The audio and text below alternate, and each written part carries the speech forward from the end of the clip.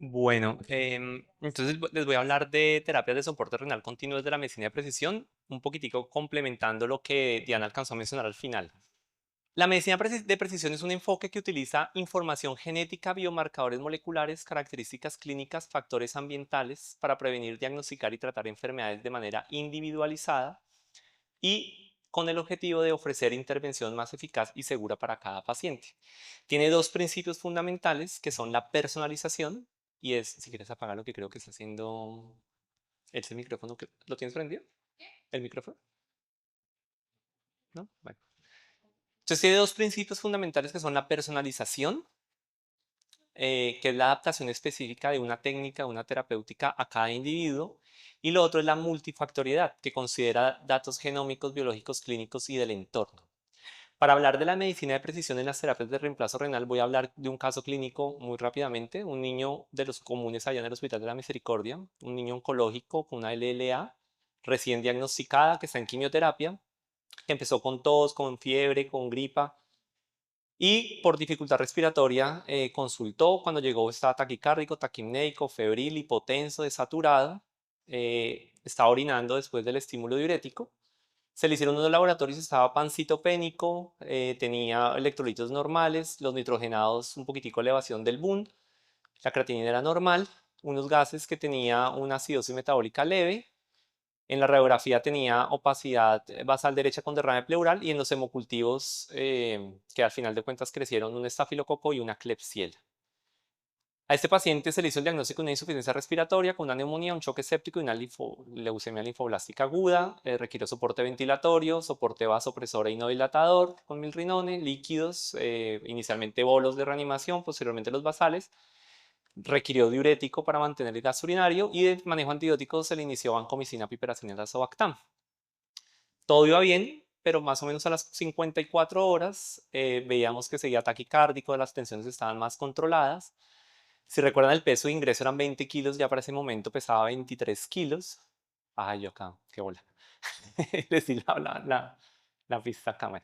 En los laboratorios seguía pancitopénico, ya veíamos que tenía hipocalemia, hipofosfatemia, hipomagnesemia, algo de hiponatremia, y los nitrogenados claramente tuvieron un ascenso dramático. El ácido úrico elevado, mayor acidosis y evolucionó a un SDRA con opacidades en los cuatro cuadrantes. Seguía inestable, tenía una falla multiorgánica y obviamente una lesión renal aguda. Sin embargo, ¿cuáles eran las características de esta lesión? Era una lesión oligoanúrica con una sobrecarga hídrica del 15% asociado a hipotensión. Estaba con todos los trastornos electrolíticos y acidobásicos que lo generaban una uremia, pero tenía hipocalemia e hipofosfatemia, que no es lo esperable en esos casos y que torna un poco difícil el tratamiento y acaba la cuestión de esa charla. Y además tiene unos antibióticos que tienen capacidad nefrotóxica. Este como tal no era el paciente, era uno más chiquito, pero estaba exactamente igual, estaba en ECMO, finalmente tuvimos ECMO, por alguna razón ese paciente requirió plasmaféresis, le hicimos también hemofiltración. ¿Cuáles eran los problemas ante un paciente como este de esta gravedad? Entonces, ¿en qué momento considerar la diálisis? ¿Cuánto líquido eliminar? ¿Qué tan rápido hacerlo? ¿Qué solutos depurar? Porque uno le tiene pues, el temor a la hipocalemia, a la hipercalemia, pero en este caso está hipocalémico, entonces, ¿qué le voy a depurar? ¿Cómo depurarlos? Difusión o convección. ¿Qué tanto eliminarlos? Porque acuérdense que no solamente se van ciertas cosas nocivas, pero también se van cosas que el paciente necesita. ¿Cuáles solutos no eliminar y en qué momento suspender? Acá nos enfrentamos con un primer problema y es esto, que las clasificaciones de lesión renal aguda, todas se basan en elevación de la creatinina o disminución de la tasa de filtración y en alteración del gasto urinario. ¿Sí? Es por eso que esta gráfica todo el mundo la conoce. Tenemos un periodo donde hacemos un diagnóstico tardío, donde el paciente está sano, tiene un riesgo aumentado, ocurre el daño, pero nosotros estamos llegando tardíamente al diagnóstico. Esto en parte en este paciente nuestro se veía porque en la sepsis, por un lado la creatinina se disminuye su tasa de generación, además por la sobrecarga hídrica esa creatinina se va a diluir, entonces esperar que ese paciente eleve creatinina, pues vamos a llegar tardíamente a ese diagnóstico porque esa creatinina va a permanecer relativamente normal hasta después de un tiempo. Por otro lado, el gasto urinario que puede ser un poco más temprano. Algunos hablan de que con un gasto menos de 1.1 es el punto de inflexión donde el paciente sí va a desarrollar falla renal. Entonces, pilas con ese valor. Sin embargo, en un paciente hemodinámicamente inestable puede afectarse por muchos factores: el uso diurético, el grado de reanimación hídrica, el tipo de reanimación hídrica que se utilice y el manejo del choque. Finalmente, pues están los biomarcadores que nos van a permitir hacer un diagnóstico más temprano, pero yo no les voy a hablar de eso. La tecnología en las terapias de reemplazo renal se puede utilizar de muchas formas. Entonces se puede utilizar para establecer el riesgo de la lesión, para hacer un diagnóstico más oportuno con los biomarcadores, que va a haber una charla al respecto, para definir las indicaciones de la terapia de reemplazo renal. Pero hoy vamos a hablar es de esto: identificar los objetivos de la terapia, la prescripción, qué tanto de lo que se prescribe se recibe y cómo monitorizarlo, cuáles son los avances tecnológicos en esos aspectos. Aquí hay una cosa muy interesante de la tecnología de las máquinas. Este trabajo utilizó en niños, pues en menores de 25 años, 916 pacientes, elaborado del 18 al 21 en 7 países. Acá ellos analizaron diferentes modelos para evaluar el Machine Learning, de cómo es más efectivo. Entonces hicieron esta curva donde miraban falsos positivos, verdaderos positivos y falsos positivos, entendiendo que el mejor, la mejor, ¿cómo se dice? El mejor modelo predictivo para una enfermedad es aquel, pues, que tenga mayor tasa de falsos, perdón, mayor tasa de verdaderos positivos y menor tasa de falsos positivos. Acá se dieron cuenta que el Random Forest fue la mejor técnica que establecía una predicción para sobrevida en pacientes con terapia de reemplazo renal. Hablan de esto, yo creo que nos tenemos que empezar a acostumbrar. Para mí esto es una novedad. Yo no sé, de pronto acá hay epidemiólogos que de pronto lo manejen. Para mí era una novedad esa herramienta que se llama CHAP, en la que miden las variables y miden el impacto de la variable sobre la predicción y miden el valor de la variable, si es alto o bajo, y eso cómo se correlaciona con la probabilidad. En este caso, este fue estudio de terapias de mortalidad al inicio de la terapia de reemplazo renal. Cogieron 20 variables y miraban a este lado si la variable generaba una influencia negativa, los punticos iban a ir hacia este lado. Si la variable generaba un factor protector, se iban a ir hacia este lado. Y si el valor era rojo, pues era un valor más alto para la variable. Y si el valor era azul, era un valor menos fuerte para la variable, que podía ser un factor protector.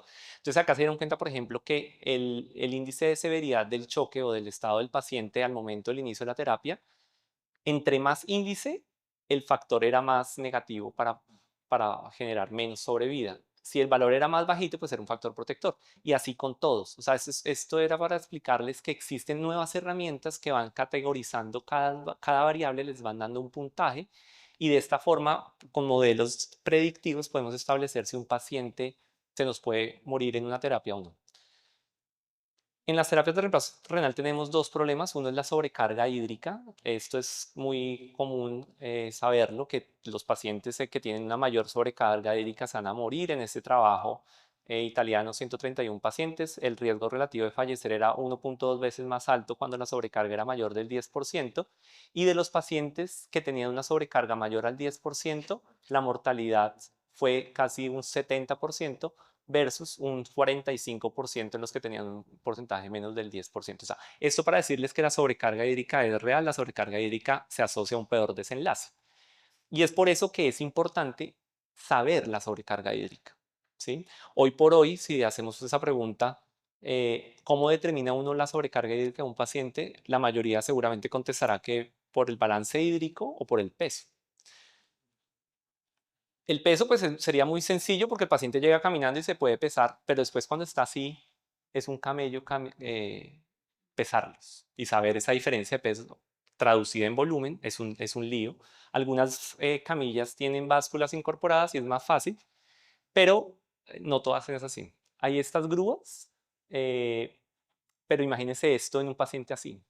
O sea, nadie lo va a mover, ¿sí? Si se mueve, se canula del ECMO. Si se mueve, pita la máquina. Si se mueve, se le sale el tubo. O sea, pesar a un paciente es muy difícil. En este trabajo evaluaron si estimar la sobrecarga hídrica mediante el peso es efectivo. Entonces compararon, la desventaja de ese trabajo es que lo compararon con los métodos tradicionales. Entonces uno era el peso de ingreso sobre, o sea, el peso actual al momento de la terapia con respecto al peso del ingreso. Otro era con respecto al peso del ingreso a la UCI y el otro era con el balance hídrico que tomaba el grupo de enfermería. Los compararon y se dieron cuenta que entre sí todos eran igual. O sea, determinar que el paciente tenía sobrecarga hídrica era igual si lo hacían con peso o por el balance hídrico. Sin embargo, pues no tenían otra comparación. Entonces, saber si con un método más preciso es igual de confiable, no se sabría. Es por eso que uno puede usar la tecnología y la tecnología que tenemos más a la mano es la ecografía. Con la ecografía podemos hacer muchísimas cosas. Podemos mirar quien está entrenado en hacer ecocardiograma y créanme que eso no es difícil.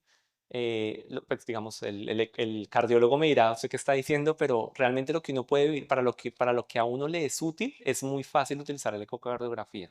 Uno puede mirar el desplazamiento del septo intraventricular, puede mirar la congestión intravascular con el colapso de la vena cava inferior, puede mirar la congestión tisular incluso con la presencia de derrame pleural o de ascitis, puede mirar la colapsabilidad de la vena cava superior, perdón, de la vena yugular, así como cuando uno pasa un catéter yugular, uno puede con el mismo ecógrafo mirar la colapsabilidad y hay unas tablas que le dicen qué tanto porcentaje de sobrecarga pudiera tener ese paciente de acuerdo a qué tan colapsable es esa vena yugular. Uno puede mirar por ecografía la parte pulmonar y no solamente mirar el derrame pleural, sino puede mirar el líquido intersticial. Acá hay unas sombras, eso sí no lo entiendo, pero seguramente un radiólogo amigo pudiera a uno ayudarle y decir, pilas que este niño está muy sobrecargado, solamente con ecografía pulmonar o incluso con ecografía renal mirando unas ondas, eso ya es más complejo, pero se podría establecer sobrecarga hídrica a punta de ondas de la ecografía. Podemos usar biomarcadores como el BNP y el proBNP, que son útiles para diagnosticar que hay sobrecarga del ventrículo izquierdo, pero no me dice cuánto ni nada.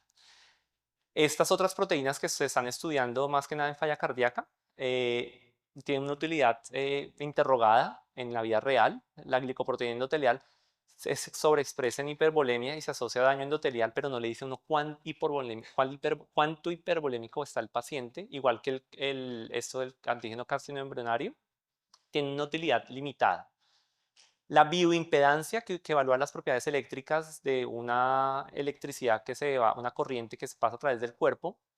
Fíjense acá cómo compararon la bioimpedancia versus los patrones clínicos del paciente para establecer la sobrecarga y de esa forma definían cuánta ultrafiltración se hacía. Entonces, si el paciente tenía supuestamente un 75% de líquido en su cuerpo, y pues tenían en cuenta las presiones arteriales, le ponían más o menos ultrafiltrado y clínicamente también hacían lo mismo. Si tenía derrame pleural, o edema pulmonar o edema periférico, ajustaban el ultrafiltrado. Después ajustaban a lo largo del tiempo del seguimiento, que lo hacían cada 8 horas, miraban y hacían ajustes en la ultrafiltración y ellos que se dieron cuenta que si hacían impedanciometría, al finalizar la terapia de reemplazo renal, le habían sacado más líquido a los que le hacían bioimpedanciometría versus los que hacían solamente el análisis clínico. Sin embargo, eso no tuvo relación con mortalidad, estancia en UCI ni ventilación mecánica, o sea que su utilidad o su impacto pues queda como dudoso. Podemos hacer medición del hematocrito en línea. Acá se utiliza más que nada en terapias convencionales y tiene que ver con su ensamblaje. ¿Sí? En las terapias lentas, ya que utilizamos líquidos de reposición que van a diluir la sangre, pues este parámetro termina no siendo útil. Entonces no se puede recomendar. Existen dispositivos que se están colocando intravascular, ¿sí? Que van a detectar qué tan distendida está esa vena, o en este caso es arteria, esa es la vena pulmonar, perdón, que es arterial, pero es la vena pulmonar, para saber qué tan congestionado está el paciente. Eso se utiliza actualmente en adultos, pero pues su utilidad en niños y en terapias lentas es limitada. Determinar, ya que encontré que es hipervolémico, saber si ese líquido lo voy a sacar despacio o rápido también me resulta importante. Sabemos que si le saco muy rápido el líquido, el paciente se va a deshidratar. No todo el líquido que yo estoy sacando con la terapia se lo estoy sacando del espacio intravascular, entonces estoy deshidratando órganos y tejidos. Puede asociarse a progresión de la lesión renal, a daño hepático, a daño intestinal, daño cardíaco e incluso cerebral. Sin embargo, sacarlo lento también trae problemas. Acá comparan pacientes que están en UCI, que requieren terapia de reemplazo renal con diferentes sobrecargas hídricas y miran cómo el tener todavía sobrecarga de volumen a los 3 días de la terapia se asocia a mayor mortalidad con un riesgo relativo de 6 veces más. O sea, sacarlo lento es perjudicial, perdón, sacarlo rápido es nocivo por isquemia, pero sacarlo lento también es nocivo. Entonces, ¿uno cómo hace? Hay una curva, esta curva, lo que les decía, si le saco mucho, pues el paciente va a fallecer por daño de órgano y si lo saco lento va a fallecer por hipervolemia. Hay una zona segura, que más o menos es esta en adultos, en niños podría ser más o menos el 2,5 al 4,5. Recuerden que uno siempre dice máximo el 10% del peso al día, no sé qué, eso de pronto es mucho. Aquí compararon, ¿ya me faltan 5? Aquí compararon en Estados Unidos 600 adultos y miraron 3 grupos, o sea, pacientes a los que se les hizo una ultrafiltración, se alcanzó la ultrafiltración y se alcanzó a negativizar el balance hídrico después de la terapia y se dieron cuenta que la mortalidad en esos pacientes era muy bajita. Si se alcanza el balance hídrico negativo, pero no se alcanza la ultrafiltración programada, la mortalidad aumenta un poco.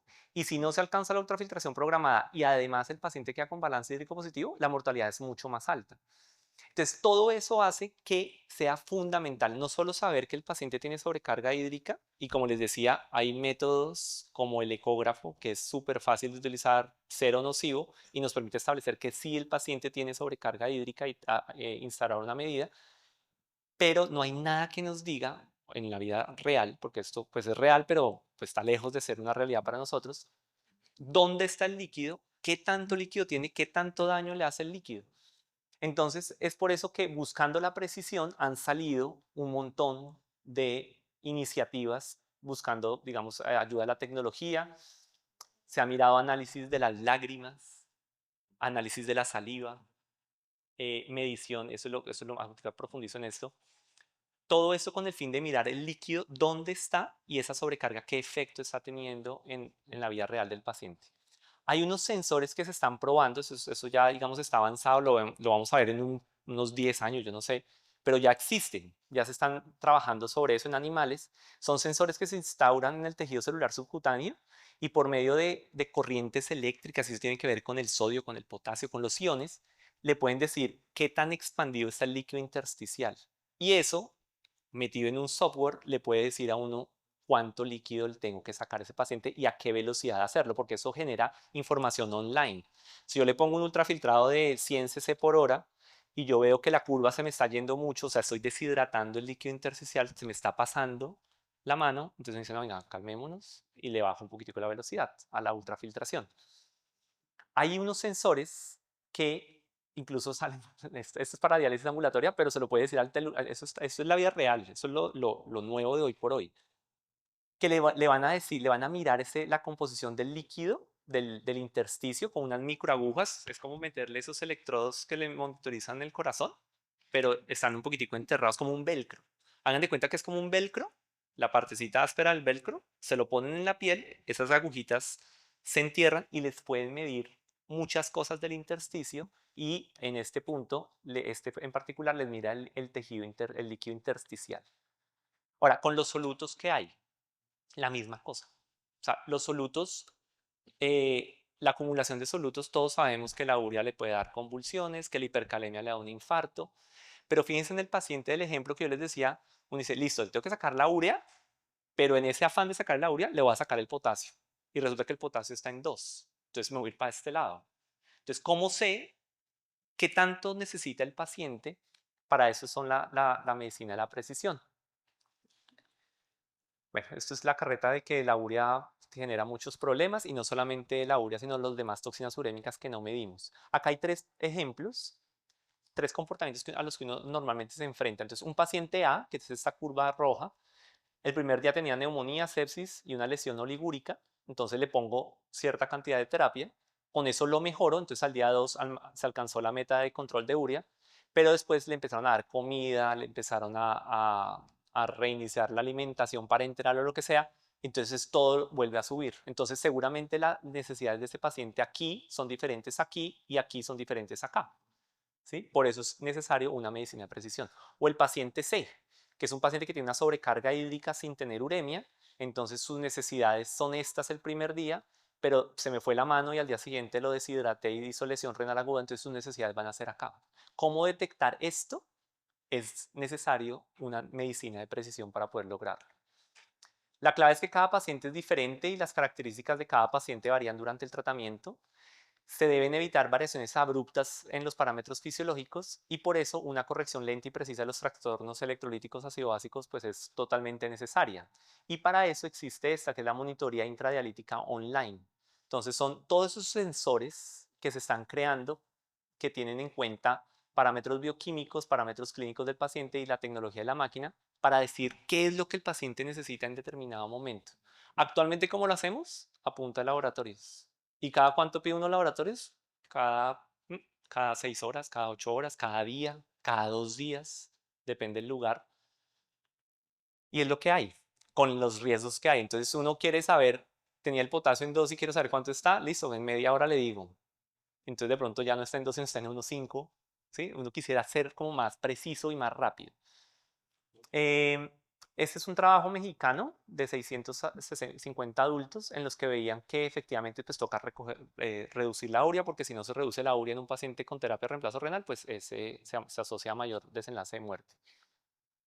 Pero fíjense lo que pasa con los antibióticos. Son 24 pacientes similares, todos con la misma prescripción de terapia de reemplazo renal, todos con diferentes antibióticos, o sea, en el mismo momento tuvieron diferentes antibióticos, y fíjense cómo, a pesar de tener las mismas características, ser homogéneos los pacientes, tenían valores de antibiótico totalmente diferentes. O sea que la misma dosis no tiene el mismo efecto en los pacientes. Y fíjense que 40% de los pacientes tenían dosis subterapéuticas, siguiendo las recomendaciones de ajuste a la función renal, pero es que se lo ajusta a la función renal, pero no saben qué tan hipervolémico está, qué volumen de distribución tiene. Entonces, 40 tenían dosis subterapéuticas, 10% tenían concentraciones elevadas. La conclusión es que existe una variabilidad significativa en la concentración de diferentes antibióticos, independiente de la dosis de la terapia que se prescriba. Por eso es necesario hacer esto, que es el Smart Biofeedback, donde inteligentemente se utilizan sensores, que fueron los que les mencioné para agua, pero de estos ya los hay, ya los están probando en animales. Aquí hay un dibujito de un ratoncito, donde le meten esas microagujas ay, bueno, esto pues con la característica de que el fluido intersticial, porque eso no va a la sangre, eso va al tejido intersticial, pero en el tejido intersticial está casi el 80% de los componentes sanguíneos los vamos a poder encontrar ahí. Y los encontramos, la gran mayoría, en las mismas concentraciones que en la sangre. Entonces eso va a permitir que midiendo el líquido intersticial se puedan determinar iones, se puedan determinar citoquinas, anticuerpos y productos inflamatorios. Hay sensores ya creados para medición de sodio y potasio online y saber durante la terapia cómo se está comportando el sodio y el potasio, cómo están las citoquinas, el paciente está séptico, puedo saber cómo está la interleuquina 4, la interleuquina 10 y si la deseo sacar porque me va a servir para su respuesta inflamatoria, cómo está el lactato en vivo y en directo, cómo está el ácido úrico, hay sensores para antibióticos, para medicamentos, para sedantes y eso era todo. Hace 50 años estábamos viendo a este señor, ¿cómo es que es? A Arnold Schwarzenegger peleando con las máquinas, pero el futuro es ahora. Eso era todo. Muchas gracias.